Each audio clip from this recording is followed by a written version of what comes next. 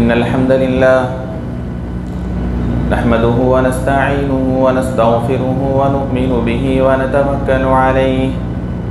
ونعوذ بالله من شرور أنفسنا ومن سيئات أعمالنا من يهده الله فلا مضل له ومن يضلله فلا هادي له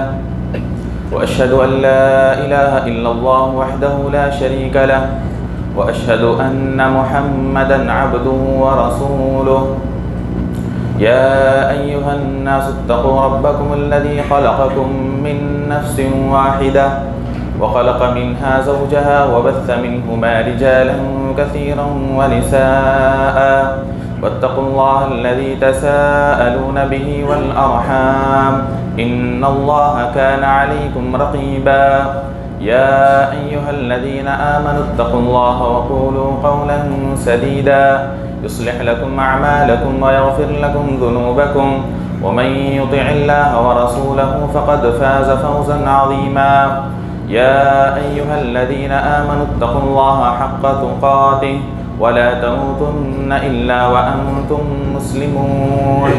أما بعد فإن خير الحديث كتاب الله وخير الهدي هدي محمد صلى الله عليه وسلم وشر الأمور محدثاتها وكل محدثة بدعة وكل بدعة ضلالة وكل ضلالة في النار أعوذ بالله من الشيطان الرجيم بسم الله الرحمن الرحيم يوم نقول لجهنم هل امتلأت وتقول هل من مزيد وأزلفت الجنة للمتقين غير بعيد هذا ما توعدون لكل أواب حفيظ من خشي الرحمن بالغيب وجاء بقلب منيب ادخلوها بسلام ذلك يوم الخلود لهم ما يشاءون فيها ولدينا مزيد. معزز حاضرین جمعہ، بزرگوں، نوجوانوں، پردہ نشین خواتین اسلام، تمام قسم کی تعریف، حمد و ثنا، بڑائی، کبریائی اس اللہ وحدہ لا شریک کے لیے لائق و سزاوار ہے، جس اللہ کے ہم اور آپ کی زندگیوں پر بے شمار انعامات، احسانات ہیں، جس نے ہم اور آپ کو اس دنیا میں پیدا کر کے ہماری اور آپ کی رشد و ہدایت کے لیے دنیا میں کتابوں کو نازل کیا، رسولوں کو مبعوث فرمایا۔ بعدہ درود و سلام نازل ہو تمام انبیاء کرام پر، خصوصاً آخری نبی جناب محمد رسول اللہ صلی اللہ علیہ وسلم پر۔ اللہم صلی علی محمد وعلی آل محمد كما صليت على إبراهيم وعلى آل إبراهيم إنك حميد مجيد اللهم بارك على محمد وعلى آل محمد كما باركت على إبراهيم وعلى آل إبراهيم إنك حميد مجيد۔ معزز حاضرین، شریعت اسلامیہ نے ہم اور آپ کو جن احکامات کا پابند بنایا ہے، جو احکامات ہم اور آپ کو قرآن اور حدیث میں ملتے ہیں، چاہے اس میں ہمیں کوئی کام کرنے کے لیے کہا گیا ہو یا کسی کام سے ہمیں رکنے کے لیے کہا گیا ہو، علماء کرام نے یہ بات بتائی ہے کہ ان احکامات کے پیچھے 5 چیزوں کی حفاظت مقصود ہوتی ہے۔ کوئی بھی حکم آپ اٹھائیں کہ جس میں اللہ نے کوئی کام کرنے کے لیے کہا یا کسی چیز سے اللہ تبارک و تعالیٰ نے روکا ہے، تو اس کے پیچھے 5 چیزوں کی حفاظت مقصود ہوتی ہے۔ وہ 5 چیزیں کیا ہے؟ ایک تو یہ کہ آدمی کے دین کی حفاظت مقصود ہوتی ہے، دوسری چیز آدمی کے مال کی حفاظت مقصود ہوتی ہے، یا یہ تیسری چیز یہ کہ انسان کے جان کی حفاظت مقصود ہوتی ہے، اور چوتھی چیز انسان کے عزت و آبرو کی حفاظت مقصود ہوتی ہے، اور 5ویں چیز انسان کے اپنے عقل کی حفاظت مقصود ہوتی ہے۔ یہ سارے احکامات کو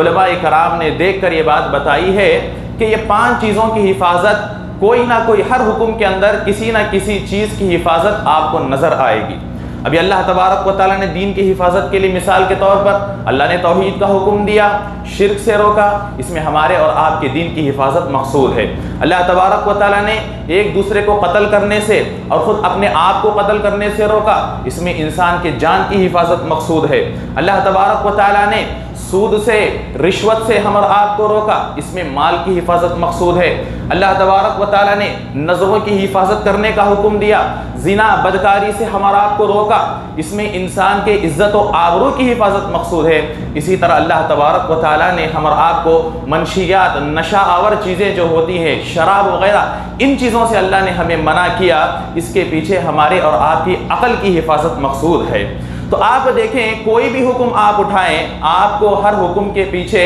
ان میں سے کسی نہ کسی ایک چیز کی حفاظت کا مقصد آپ کو نظر آئے گا۔ تو ان پانچوں چیزوں کے اندر ایک چیز عزت و آبرو کی حفاظت ہے کہ اللہ تبارک و تعالیٰ نے کچھ احکامات ایسے دیے ہیں کہ اس کے ذریعے سے لوگوں کی عزتیں محفوظ رہیں،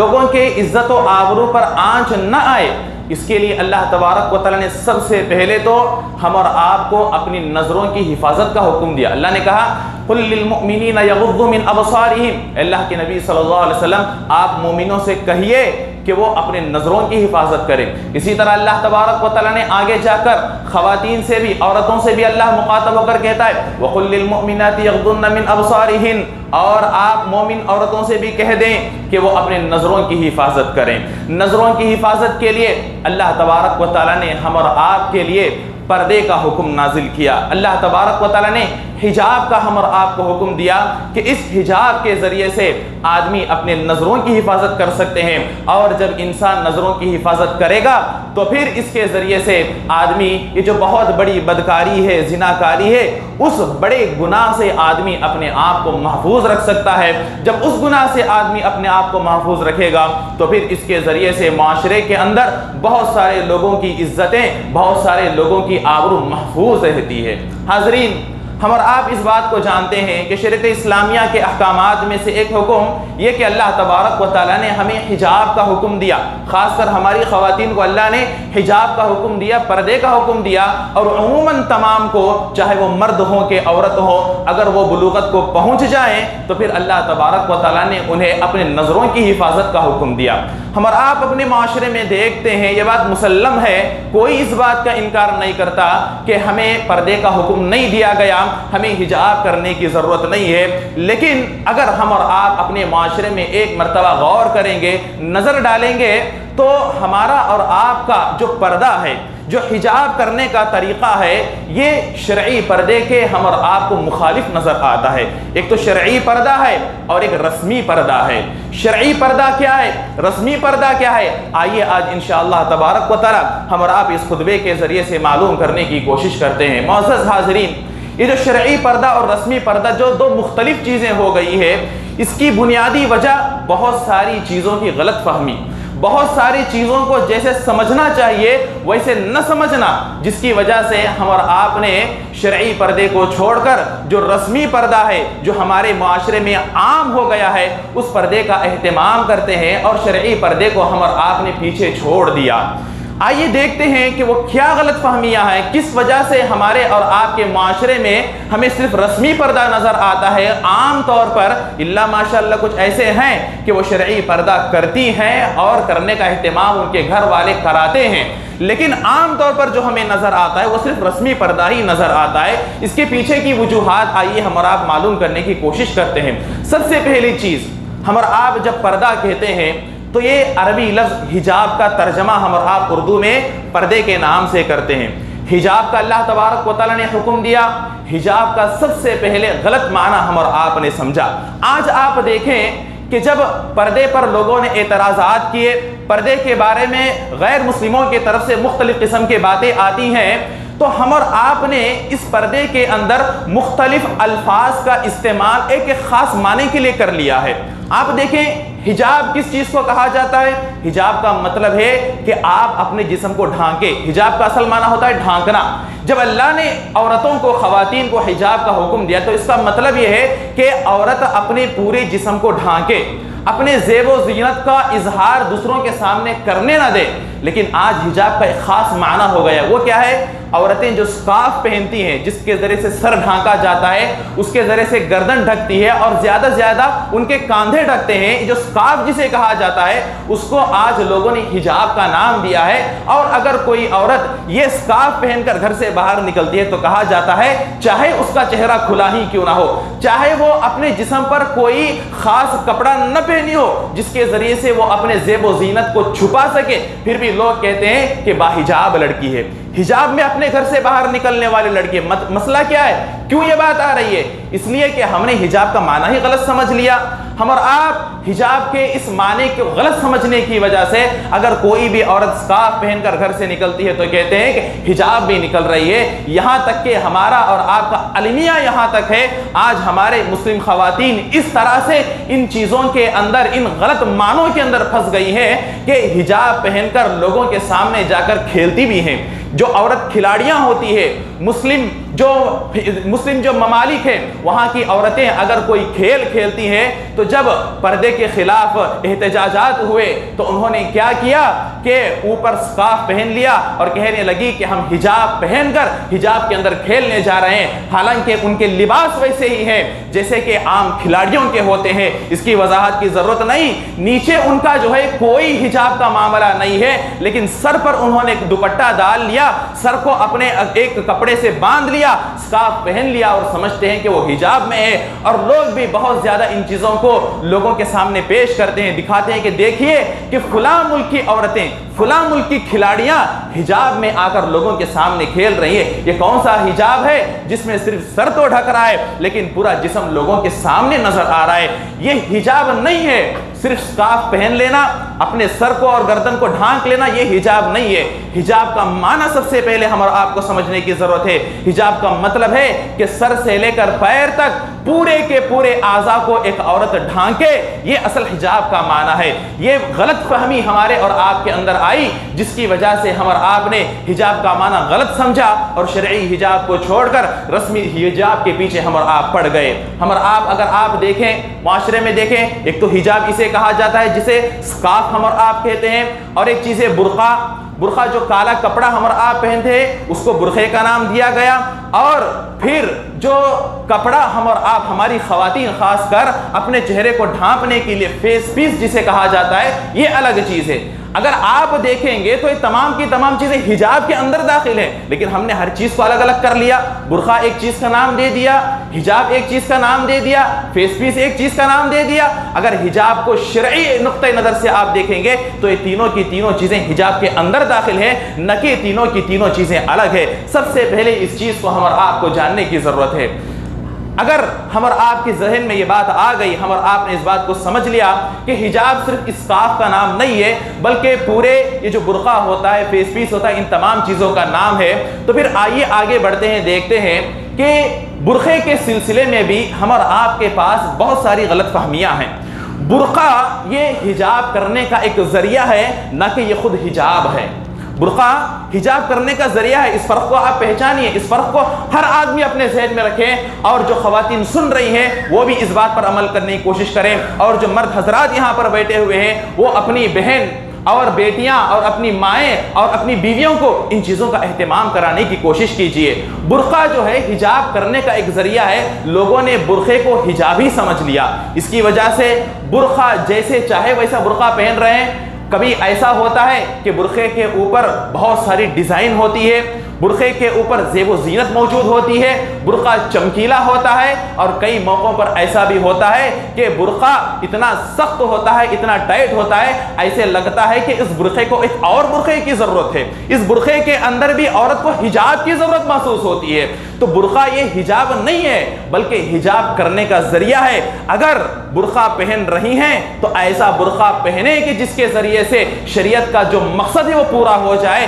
یعنی اس برقعے کے ذریعے سے حجاب ہو جائے۔ اگر اس برقعے کے ذریعے سے عورت کا حجاب نہیں ہوتا ہے، اس برقعے کے ذریعے سے حجاب کا جو مقصد ہے وہ مقصد پورا نہیں ہوتا ہے، برقع پہننے کے باوجود ان کی زیب و زینت نظر آ رہی ہے، برقع پہننے کے باوجود ان کے جسم کے اعضاء نظر آ رہے ہیں، تو پھر یہ برقع حجاب نہیں کہلائے گا، یہ برقع صرف ایک برقع کہلائے گا، یہ برقع صرف ایک ڈریس ملبس کہلائے گا، ایک لباس کہلایا جائے گا، حجاب کا نام ہرگز اسے نہیں دیا جائے گا۔ تو جب ہم اور آپ خود اپنی خواتین کے لیے برقع خریدتے ہیں تو ہم خود جائیں اور یا تو انہیں ہدایت دیں کہ ایسا برقع خریدیں کہ جو کہ بالکل سیدھا سادہ ہو، ڈھیلا ڈھالا ہو، جس کے ذریعے سے عورت اپنے زیب و زینت کو چھپا سکے، نہ کہ اپنے زیب و زینت کا اظہار کر سکے۔ تو برقع ہم اور آپ نے یہ برقعے کا غلط معنی سمجھنے کی وجہ سے شرعی پردہ ہم سے نہیں ہوتا، بس صرف رسمی پردہ ہوتا ہے۔ برقع پہنتے ہیں، باہر نکل جاتے ہیں، اور پھر اس برقع پہننے کے باوجود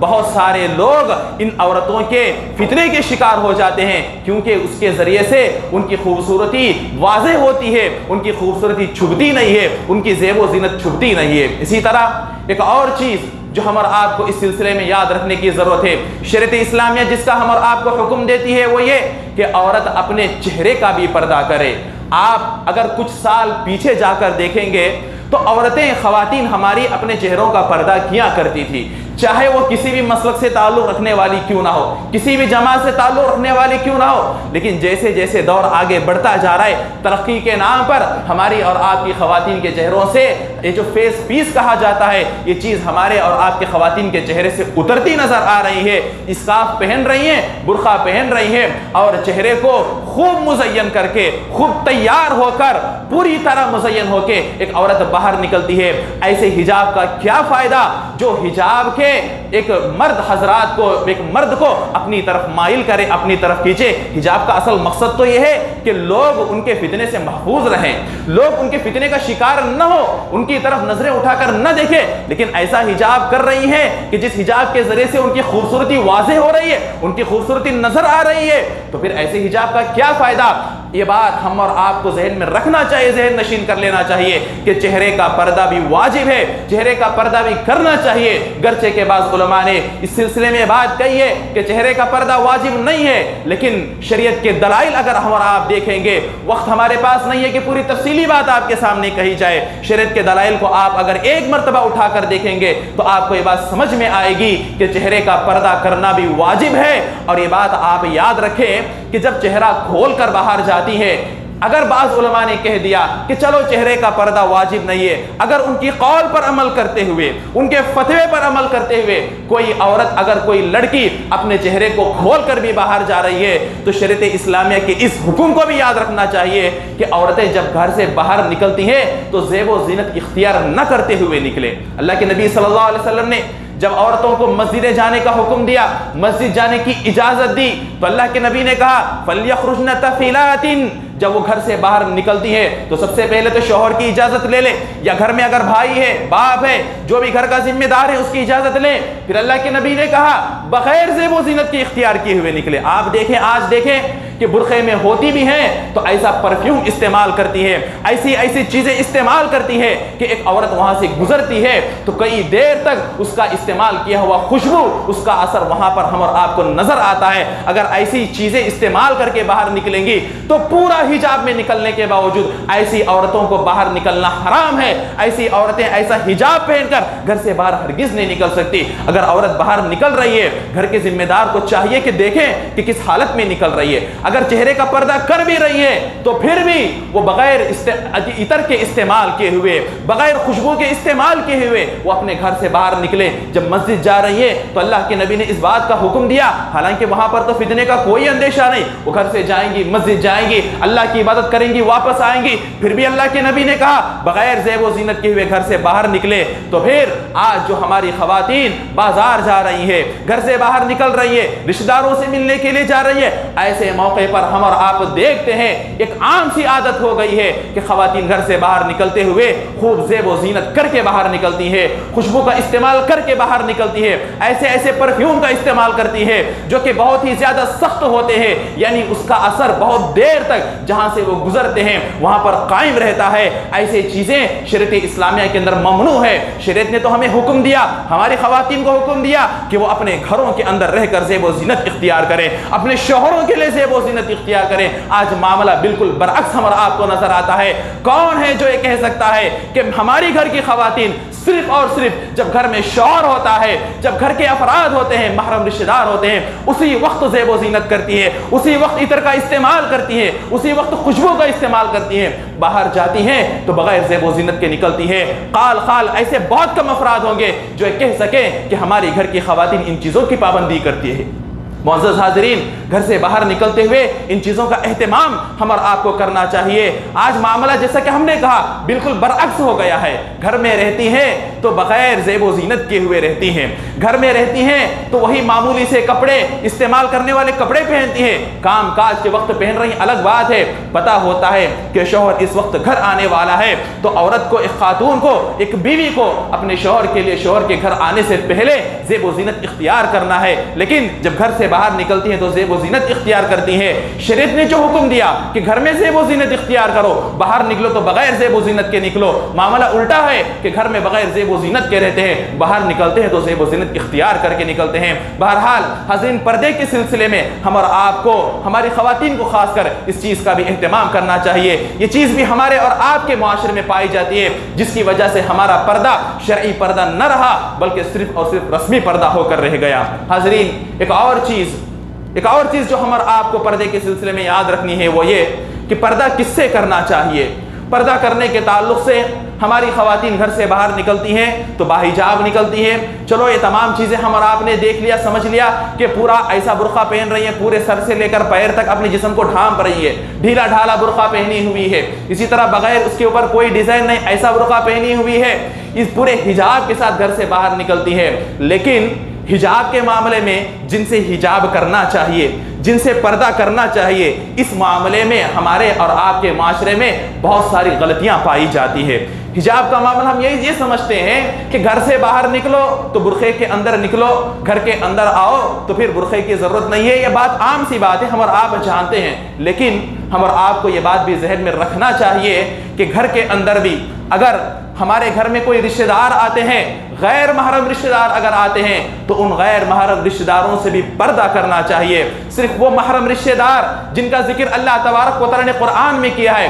صرف محرم رشتہ دار وہ ہیں جن کے سامنے عورت اپنے چہرے کو، اپنے زیب و زینت کو ظاہر کر سکتی ہے۔ جتنے غیر محرم رشتہ دار ہیں ان تمام غیر محرم رشتہ داروں کے سامنے ایک عورت کو، ایک لڑکی کو جو بالغ ہو چکی ہے، اسے پردہ کرنا چاہیے۔ آج ہم نے اردو کا لفظ استعمال کر لیا، کہتے ہیں کہ اجنبی لوگوں سے پردہ کرنا ہے، جب یہ محرم اور غیر محرم کا معنی ہمیں سمجھ میں نہیں آتا، یا یہ کہ اردو میں جب ترجمہ کیا جاتا ہے تو غیر محرم کا ترجمہ عام طور پر اجنبی لوگ سے کیا جاتا ہے۔ اب اجنبی لوگ کا مطلب کیا ہے؟ جن کو ہم پہچانتے نہیں۔ اجنبی کا مطلب جن کو ہم پہچانتے نہیں۔ اب بہت سارے ایسے رشتہ دار ہیں جو کہ غیر محرم ہیں لیکن ہمیں انہیں پہچانتے ہیں، سمجھتے ہیں کہ ان سے پردہ کرنے کی ضرورت نہیں ہے۔ اور اسی طرح کوئی آدمی ہے جو بار بار ہمارے گھر آتا ہے، اب اس کی پہچانت ہو گئی، اب اس سے پردہ کرنے کی ضرورت نہیں، ایسی بات نہیں ہے۔ بلکہ اس چیز کو آپ ذہن میں رکھیں، شریعت اسلامیہ نے ہم اور آپ کو جو تفریق بتائی ہے رشتہ داروں کے اندر، محرم رشتہ دار اور غیر محرم رشتہ دار۔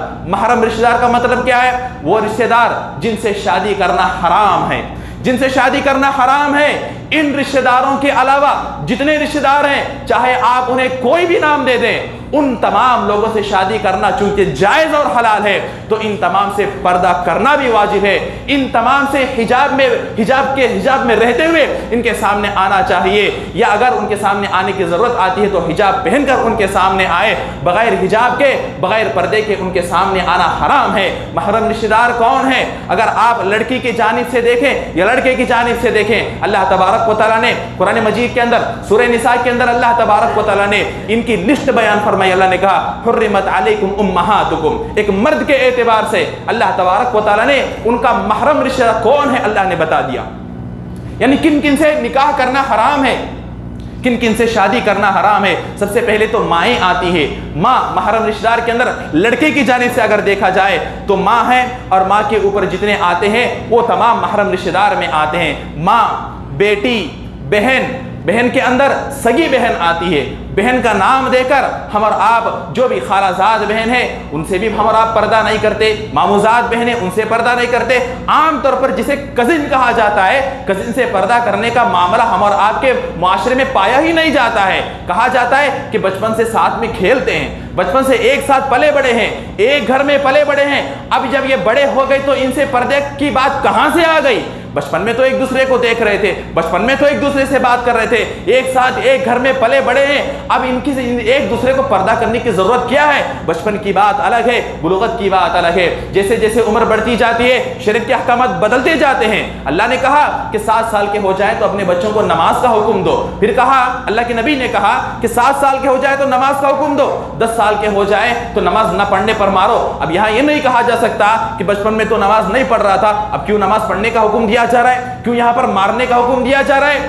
عمر بدلنے کے ساتھ، عمر جیسے جیسے بڑھتی جاتی ہے، حالات جیسے جیسے بدلتے جاتے ہیں، احکامات بھی بدلتے جاتے ہیں۔ ایک عورت یا ایک مرد جب بلوغت کی عمر کو پہنچ جاتا ہے تو پھر اس کے بعد اس کے یہ تمام احکامات بدل جاتے ہیں۔ اس کے سامنے حجاب کے احکامات آتے ہیں، مسائل آتے ہیں۔ کزن سے پردہ نہ کرنا، کزن کے سامنے بے پردگی، یہ ہمارے معاشرے میں ایک عام سی بات ہو گئی ہے۔ اللہ تبارک و تعالیٰ نے جن سے شادی کرنا حرام قرار دیا وہ اپنی سگی بہن ہے، سگی بہن، ان سے بھی پردہ کرنے کی ضرورت نہیں۔ اسی طرح سگی خالہ ماں کی بہن ہے، اس سے بھی اگر سگی بہن ہے تو اس سے بھی پردہ کرنے کی ضرورت نہیں۔ اسی طرح باپ کی سگی بہن ہے، ابا کی والد کی سگی بہن ہے تو پھر اس سے بھی پردہ کرنے کی ضرورت نہیں ہے۔ اور اسی طرح بیٹیاں جو ہوتی ہیں تو یہ چند رشتے اللہ تبارک و تعالیٰ نے قرآن میں بتائے اور کہا کہ یہ آپ کے محرم رشتے دار ہیں، ان کے علاوہ جتنے رشتے دار ہیں۔ اور اسی طرح رضاعی رشتے دار، اگر کسی عورت نے آپ کو دودھ پلایا ہے آپ کی ماں کے علاوہ تو پھر وہ اور اس کے جو رشتے دار ہوتے ہیں، رضاعی ماں، رضاعی بہن، رضاعی خالہ، رضاعی پھوپھی، یہ تمام رشتے بھی اس کے لیے محرم رشتے ہوتے ہیں۔ تو صرف یہی وہ لوگ ہیں جن کے سامنے پردہ کرنے کی ضرورت نہیں ہے، باقی جتنے ہیں ان تمام رشتہ داروں کے سامنے ایک عورت کو پردہ کرنا چاہیے، اور ایک مرد کو بھی اگر وہ سامنے آتی ہے تو اپنے نظروں کی حفاظت کرنا ہے، اپنے نظروں کو نیچے کر لینا ہے۔ آج المیہ یہ ہے کہ کزن سے باتیں کرتے ہیں، ان کے سامنے بے پردہ ہو کر بیٹھتی ہیں۔ صرف اتنا ہی نہیں بلکہ یہ بھی ہمارے معاشرے میں دیکھا جاتا ہے کہ بغیر کسی جھجک کے ان کے ساتھ گاڑی میں بیٹھ کر ایک جگہ سے دوسری جگہ بھی چلی جاتی ہے، حالانکہ وہ ان کا غیر محرم رشتہ دار ہے، یہ ان کا کوئی محرم رشتہ دار نہیں ہے۔ تو پھر بعد میں جب کسی فتنے کے اندر مبتلا ہوتے ہیں تو پھر لوگ پریشان ہوتے ہیں، لوگ جو ہے مختلف قسم کے پریشانی مبتلا ہوتے ہیں۔ سب سے پہلے ہی اگر پہلے مرحلے میں ہی شریعت اسلامیہ کے جو احکامات ہیں ان کی پابندی کر لی جاتی تو پھر ان تمام مسائل کا سامنا ہمیں کرنا نہ پڑتا۔ تو ہم اور آپ جو بھی محرم رشتہ دار ہیں ان کے علاوہ جتنے غیر محرم رشتہ دار ہیں، چاہے وہ رشتہ دار ہوں یا ہماری پہچانت کے رشتہ دار تو نہیں ہے، ہماری پہچانت کے روزانہ ہمارے گھر آنے جانے والے ہیں، تو ان لوگوں سے بھی ہمیں پردے کا اہتمام کرنا چاہیے۔ گھر میں کوئی عورت آتی ہے، کام کرنے والی آتی ہے، گھر میں مرد ہے تو اس سے پردہ کرے۔ ایسا نہیں کہ ہم اس کو پہچانتے ہیں، روزانہ ہمارے گھر آتی جاتی ہے، اب ہمیں اس کے سامنے کھل کر بیٹھ سکتے ہیں، وہ ہمیں ہمارے سامنے پردہ کرنے کی ضرورت نہیں، ایسی بات نہیں ہے۔ اس بات کو ذہن میں رکھیں، صرف اور صرف محرم رشتہ دار، ان سے آپ ان کے سامنے پردہ کرنے کی ضرورت نہیں، باقی جتنے لوگ ہیں ان تمام سے پردہ کرنا چاہیے۔ ایک اور آخری بات پردے کے سلسلے میں جو ہمارے اور آپ کے معاشرے میں اس سلسلے میں بھی کوتاہی پائی جاتی ہے وہ یہ کہ اگر عورت پردے میں رہتی بھی ہے، حجاب میں رہتی بھی ہے، تو مسئلہ یہ ہے کہ غیر محرم رشتہ داروں سے بات کرنے کا بہت زیادہ رواج ہم اور آپ کے معاشرے میں پایا جاتا ہے۔ یہ سمجھتے ہیں کہ ہم تو باپردہ ہیں، شریعت اسلامیہ ہم اور آپ کو جو حکم دیتی ہے وہ یہ کہ عورت کی آواز بھی پردہ ہے، عورت کی آواز بھی پردہ۔ اللہ تبارک و تعالیٰ نے کہا فَلَا تَخْضَعْنَ بِالْقَوْلِ فَيَطْمَعَ الَّذِي فِي قَلْبِهِ مَرَضٌ، جب تم بات کرو تو لچکدار آواز میں بات نہ کرو، کیونکہ سامنے والا جو ہے ہو سکتا ہے کہ اس کا دل بیمار ہو اور پھر وہ آدمی سامنے والا فتنے میں مبتلا ہو جائے۔ اگر ضرورت ہے، سخت ضرورت ہے تو بات کرنے کی اجازت دی گئی ہے، لیکن نرم لہجے میں بات نہ کریں، سخت لہجے میں بات کریں۔ عام طور پر عورتوں کی آواز میں نرمی ہوتی ہے، ان کی آواز میں لچک ہوتی ہے، تو جب غیر محرم رشتہ دار سے بات کریں تو اپنی جو فطری آواز آواز ہوتی ہے اس آواز میں بات نہ کریں بلکہ سخت لہجے میں بات کریں تاکہ سامنے والے کے دل میں اس کی آواز کے ذریعے سے کوئی فتنہ نہ ہو، سامنے والا کسی قسم کے فتنے میں مبتلا نہ ہو۔ تو اس سلسلے میں بھی ہم اور آپ کے معاشرے میں شرعی چیز کو چھوڑ کر رسمی چیز پر عمل ہو رہا ہے۔ تو ان تمام یہ جو چیزیں آپ کے سامنے رکھی گئی ہیں، پردے کے سلسلے میں، حجاب کے سلسلے میں شریعت کے کیا احکامات ہیں، اور اسی طرح رسم کے اندر رسمی جو حجاب ہو رہا ہے، رسمی جو پردہ ہو رہا ہے، وہ کیا چیزیں آپ کے سامنے رکھی گئی۔ تو ہم اور آپ کو چاہیے کہ ہم ان تمام احکامات کو ذہن میں رکھیں اور ان تمام احکامات پر عمل کرنے کی کوشش کریں۔ لوگ یہ بھی کہتے ہیں کہ اگر کوئی پردہ کر رہی ہے اس کے اندر تھوڑی بہت کوتاہی ہو رہی ہے تو ہونے دو، کیا بات ہے، کوئی بات نہیں، چلو اتنا تو کر رہی ہے، ایسا گویا کہ وہ جو ہے شریعت پر کوئی احسان کر رہے ہیں، شریعت کے حکم پر ان کا کوئی احسان ہو رہا ہے۔ اللہ نے کہا ادخلوا فی السلم کافہ، اسلام میں پورے کے پورے داخل ہو جاؤ، عمل پورے کے پورے طور پر کرو۔ اگر آپ آدھا ادھورا عمل کر رہے ہیں اور آدھا ادھورا عمل نہیں کر رہے ہیں تو پھر اس عمل کا فائدہ کیا ہے؟ اللہ نے کہا کہ پورے طور پر داخل ہو جاؤ، کوئی بھی عمل کرنا ہے پورے طور پر عمل کرو۔ یہ کوئی اللہ تبارک و تعالیٰ پر احسان نہیں ہے کہ آپ کوئی کسی چیز پر عمل کر رہے ہیں، اتنا تو کر رہے ہیں۔ کوئی آدمی ہے 4 وقت کی نماز پڑھتا ہے، فجر کی نماز میں نہیں آ رہا ہے، جب اس سے کہا جائے کہ آپ 4 وقت کی نماز کا اہتمام کرتے ہیں، پابندی کرتے ہیں، اگر آپ فجر کا بھی اہتمام کر لیں تو بہتر ہوتا، تو لوگ کہتے ہیں چلو اتنا تو پڑھ رہا ہے۔ کئی ایسے لوگ ہیں جو وہ بھی نہیں پڑھ رہے ہیں، تو اس سے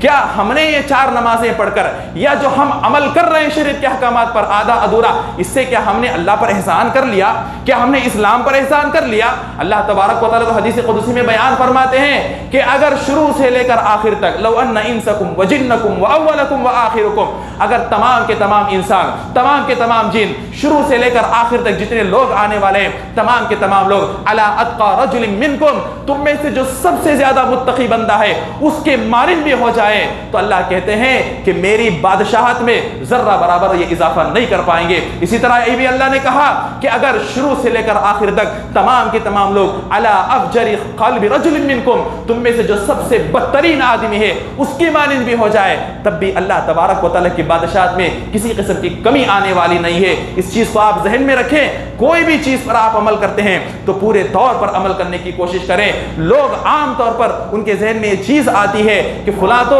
عمل ہی نہیں کرتا، میں تو اتنا تو کر رہا ہوں، میں اتنا تو کر رہا ہوں۔ نہیں، پورے کا پورا ہم اور آپ کو کرنا چاہیے۔ یہ دنیاوی معاملہ نہیں ہے کہ چلو اتنا تو فائدہ آ رہا ہے ہم اس میں آگے بڑھ جائیں، یہ شریعت کا معاملہ ہے۔ شریعت کے معاملے میں پورے کے پورے طور پر ہم اور آپ کو عمل پذیر ہونا چاہیے۔ اللہ تبارک و تعالیٰ سے دعا ہے اللہ تبارک و تعالیٰ ہم تمام کو شریعت کے احکامات پر مکمل طور پر عمل کرنے کی توفیق عطا فرما۔ جو باتیں ہم نے سنی ہیں، معلوم کی ہیں، اللہ تبارک و تعالیٰ ہمیں ان پر عمل کرنے کی توفیق عطا فرما۔ اللہ تبارک و تعالیٰ ہمیں جو بھی کام کرے قرآن اور حدیث کی روشنی میں کرنے کی توفیق عطا فرما۔ آمین۔ اقول قولی ھذا استغفر اللہ لی ولکم ولسائر المسلمین اجمعین واستغفروہ انہ هو الغفور الرحیم۔